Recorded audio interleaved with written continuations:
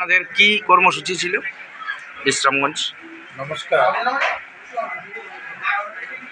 আজকে 23শে মে এবং যেটাকে আমরা বৈশাখী পূর্ণিমা বলেও জানি এবং বিশ্বের একটা বৃহৎ মানুষ সেটাকে বুদ্ধ পূর্ণিমা হিসাবে জানে।